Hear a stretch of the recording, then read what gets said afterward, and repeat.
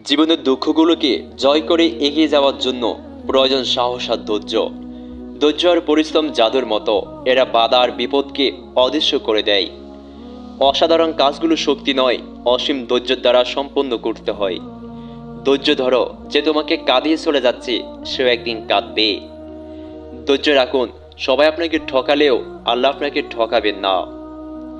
যার মাঝে ধৈর্য আর ভালোবাসা আছে তার পক্ষে কিছুই অসম্ভব নয়।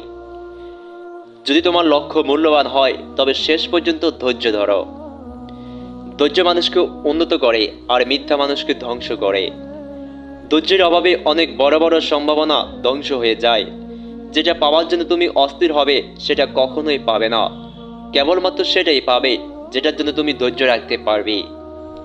এক মুহূর্তে ধৈর্য বড় বিপর্যয় এড়াতে পারে, এক মুহূর্ত অধৈর্য পুরো জীবন নষ্ট করে দিতে পারে।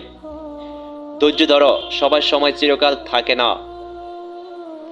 তোমার ভাগ্যের চাকা একদিন ঠিকই ঘুরবে। ধৈর্য এমন একটি গাছ যার সারা গায়ে কাঁটা কিন্তু ফল অত্যন্ত মজাদার।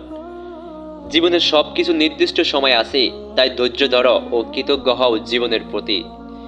যে কোনো কঠিন পরিস্থিতিতে ধৈর্য রাখতে পারাটাই হলো অর্ধেক সমস্যার সমাধান।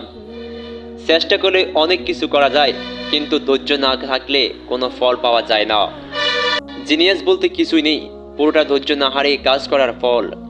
ধৈর্য ধারণ করো, সহজ হওয়ার আগে সবকিছু কঠিন বলে মনে হয়। ধৈর্য ধরো, তোমার জন্য যেটা বরাদ্দ সেটা দেরিতে হলেও আসবে। ধৈর্য ধরো, নিশ্চয় আল্লাহ সকল সমস্যার সমাধান করবেন এবং সঠিক পথ দেখাবেন। সময় বেশি লাগলেও ধৈর্য সহকারে কাজ করো, তাহলে প্রতিষ্ঠা পাবে।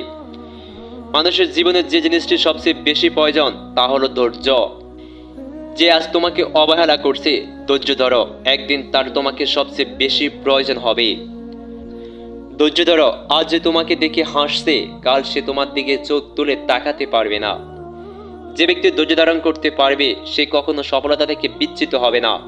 হয়তো বা সফল হওয়ার জন্য তার একটু বেশি সময় লাগতে পারে,